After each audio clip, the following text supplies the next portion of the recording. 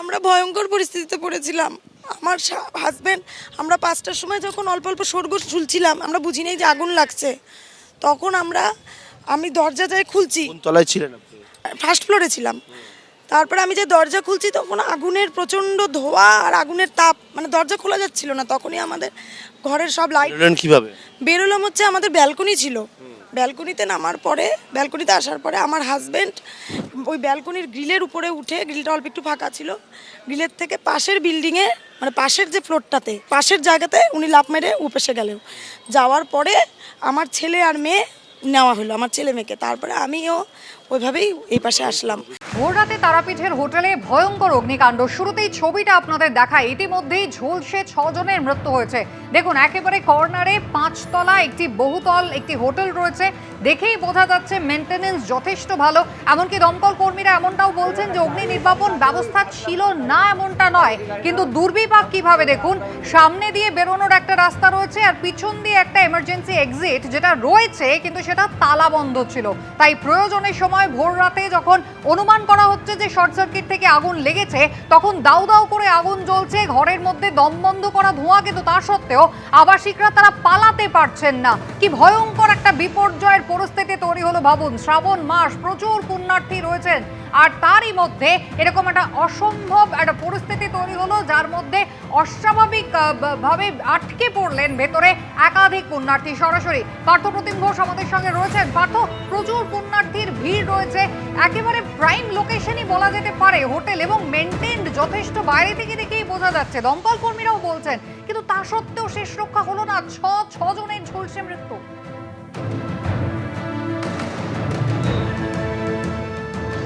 দেখো, বারবার করে আমরা দেখেছি একের পর এক অগ্নিকাণ্ডের ঘটনা ঘটে, তারপরে একাধিক বিষয়গুলোকে সামনে নিয়ে আসা, এবং তার পরবর্তীকালেও যে জায়গায় ফাঁকফোকরগুলো তা রয়ে যায় সেটা হচ্ছে যে অনেকগুলো জায়গাতেই। কারণ একটা হোটেল, যে হোটেলে এই হচ্ছে সেই হোটেল, যে হোটেলে দুটি এক্সিট গেট করা হয়েছে, একটা সামনের দিকে একটা পিছন দিকে। স্বাভাবিকভাবে যে সামনের দিকে যদি কোনো রকম কোনো দুর্ঘটনা ঘটে, তার ফলে কি করবে, যারা আবাসিকরা রয়েছেন, যারা থাকবেন, বিপদে পড়লে তারা পিছন দিকে সিঁড়ি ব্যবহার করবেন এবং সেখান থেকে বেরিয়ে যাবেন। এটার জন্য সেকেন্ড হচ্ছে ফায়ার এক্সিট গেট, সেটা কিন্তু করা হয়ে থাকে। কিন্তু যখন অগ্নিকাণ্ডের ঘটনা ঘটলো, বাস্তব ছবিটা কি থাকলো? বাস্তব ছবিটা এটাই থাকলো যে সামনের দিকে যে গেট রয়েছে, সেই গেটে সামনে রিসেপশন, সেখানে ফল সিলিং, সেখানে হচ্ছে অগ্নিকাণ্ডের ঘটনা, সেখানে আগুন জ্বলছে, সিঁড়ি দিয়ে বেরোবার মতো জায়গা নেই। পিছন দিকের গেটে যখন এখানে আসছেন, তারা দেখতে পাচ্ছেন যে সেই গেট, যত সিঁড়ি থাকলেও সেই সিঁড়ির প্রতিটা ফ্লোর হচ্ছে লক করা অবস্থায় রয়েছে। ইতিমধ্যে যেমন আবাসিকরা তারা এই বিষয়টি জানলেন, পাশাপাশি দমকলের তরফ থেকেও সেইটা কিন্তু জানানো হলো। অর্থাৎ এই জায়গায় যে গাফিলতি এবং সেই বিষয়টা কিন্তু আবারও সামনে এলো। ইতিমধ্যে এই যে জায়গা হোটেল, যেটা হচ্ছে একেবারে রাস্তার ধারে, ঠিক তারাপীঠ থানার পাশে, তারাপীঠ মন্দিরের একেবারে পাশেই এই হচ্ছে হোটেল বিদেশিনী হোটেল, এবং সেই হোটেলে প্রচুর রুম রয়েছে। এবং সেখানে যেহেতু শ্রাবণ মাস, এবং সেখানে হচ্ছে অনেকেই আসছিলেন তারাপীঠে, এবং তার পরবর্তীকালে অনেকে এই মুহূর্তে হোটেলের যে পরিস্থিতি সেটা ছেড়ে অনেকে একে একে বেরোচ্ছেন। আমরা ওনাদের সঙ্গে কথা বলেছিলেন, তাদের যে অভিজ্ঞতার কথা সেটা বলছিলেন। পিছন দিকের গেটটা তো দেখালাম, আবারও বলবো সামনের দিকের গেট, এই হচ্ছে সামনের দিকের গেট। পিছন দিকের যে গেট, সেই গেটে সেখানে হচ্ছে তালা বন্ধ অবস্থায় ছিল, সেখান থেকে বেরোতে পারছেন না। সামনের দিকের যে গেট, সেই গেটে বেরোবার মতো পরিস্থিতি নেই, কারণ গেটের একেবারে সামনে ওপর দিকে সেখানে ফল সিলিং, এবং সেখানে হচ্ছে ডান দিকে রিসেপশন, এবং এখানে হচ্ছে অগ্নিকাণ্ডের ঘটনা ঘটায় গেট পুরোপুরি যে এক্সিট রুটটা সেটা বন্ধ হয়ে গেল। এরপরে কি হয়, এরপরে কেউ বলছেন তারা যে বারান্দায় যেহেতু হাফ গ্রিল দেওয়া ছিল, ফলে অনেকেই এইটা হচ্ছে তাদের সুবিধা হয়েছে, তারা এখান থেকে কেউ গাছ ধরে, এবং গাছ বেয়ে নিচে নামেন। কেউ হচ্ছে পিছন দিক থেকে নিজের যে রুম, সেই রুমের যখন দরজা খোলে দেখেন যে আগুনের যে তাপ, সেই তাপে একেবারে অসুস্থ হয়ে পড়েন, এবং ছয় জনের এখনও পর্যন্ত মৃত্যুর ঘটনা ঘটেছে। ঝলসে পুড়ে মারা গেছে যে ছবি, ভয়ঙ্কর সেই ছবি দেখা যাচ্ছে যে রুমগুলোর মধ্যে কী রকমভাবে একেবারে ঝলসানো অবস্থায় রয়েছে।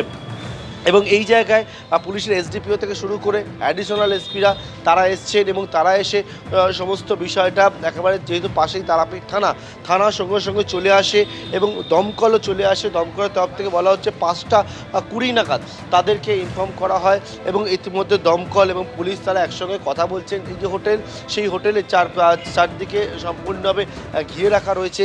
কী পরিস্থিতির মধ্যে ফায়ার ব্রিগেড পড়েছিল, কী অবস্থা দেখেছিল তারা, সেই বিষয়টা দেখছেন। আমরা দেখলাম যে এখানে আবাসিকরা তারা বলছেন যে ফায়ারের কোনো ঘটনা ঘটলে তারা অনেকে ঘুমাচ্ছিলেন, যে ফায়ার অ্যালার্ম বাজবে, অর্থাৎ একটা যখন অগ্নিকাণ্ডের ঘটনা ঘটলো সেই আগুন ছড়াতে তো বেশ কিছুটা সময় লাগে, ফলে ফায়ার অ্যালার্ম বাজলে তারা কী হয়, সতর্ক হয়ে যায়। সতর্ক হয়ে গেলে কী হবে, তারা বেরোবার চেষ্টা করতে পারেন, কিন্তু সেই ফায়ার অ্যালার্ম যারা আবাসিকরা বলছেন, তারা বলছেন কেউ ফায়ার অ্যালার্ম কোনো শব্দ তারা শুনতে পায়নি। তারা বলছেন যে তারা যখন দেখেন যে একেবারে আগুন গোটা হোটেলটাকে গ্রাস করে নিয়েছে, এক হচ্ছে আগুনের লেলিহান শিখার নিচের দিকে রয়েছে এবং ধোঁয়া একবারে ভরে গেছে। এবং আমরা দেখেছিলাম স্টিফেন কোর্টের ঘটনা, তোমার মনে আছে, যারা সেখানে ছিলেন তারা যে ছাদের দিকে ওঠার চেষ্টা করছিলেন, যে ছাদের দিকে উঠে সেখানে বাঁচার জন্য, কিন্তু সেই ছাদের সিঁড়ির দরজা বন্ধ ছিল। তারপরেও এখানেও দেখলাম যে ফায়ারের জন্য যে এক্সিটের জন্য যে সিঁড়ি রয়েছে সেখানে কী হয়, সেখানে যে লক করা অবস্থা রয়েছে সেই সমস্ত ফ্লোরের দরজাগুলো, অর্থাৎ বারবার। আর এই যে ঘটনাগুলো ঘটার পরবর্তীকালে অনেকগুলো বিষয়কে সামনে উঠে আসে, তারপরেও দেখা যাচ্ছে যে অনেকগুলো জায়গায় যে গাফিলতি থাকে সেই গাফিলতিগুলোই সামনে চলে আসে। দমকল পুলিশ তারা একসঙ্গে রয়েছেন, অনেকেই বলছেন দমকল পুলিশ এসে সেই সমস্ত ফ্লোরে যে লক, সেই লক তারা ভাঙেন এবং ভাঙার পর এখান থেকে উদ্ধার কার্য তারা করেন। অনেকেই এখনও পর্যন্ত তাদের পরিজনদের তারা খুঁজে পাচ্ছেন না, তাদেরকে নিয়ে এখান থেকে হাসপাতালের উদ্দেশ্যে নিয়ে যাওয়া হয়েছে, কারণ যারা হাসপাতালে ভর্তি রয়েছেন তাদের পরিবারের কেউ রয়েছেন কিনা সেটা নিশ্চিত করানোর জন্য 6 জনের এখনো পর্যন্ত মৃত্যুর ঘটনা ঘটেছে এবং অনেকে। তুমি আমাদের সঙ্গে থাকো। এবিপি আনন্দ, এগিয়ে থাকে, এগিয়ে রাখে।